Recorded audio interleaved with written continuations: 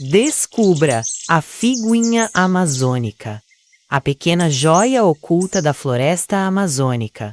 A figuinha-amazônica, cientificamente conhecida como Conirostrum margaritae, é uma pequena ave fascinante que habita a bacia amazônica. Reconhecida por sua plumagem discreta e hábitos alimentares especializados, essa espécie é um exemplo perfeito da rica biodiversidade da região. Elas se alimentam principalmente de insetos e pequenos frutos, sendo vistas frequentemente em pares ou pequenos grupos, movendo-se agilmente entre a vegetação densa.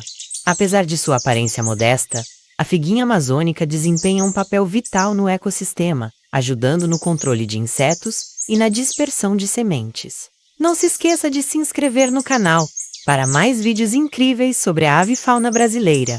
Curta, comente e compartilhe este vídeo para ajudar a divulgar essas maravilhas da natureza. Junte-se a nós nessa jornada de descoberta e preservação das aves do Brasil.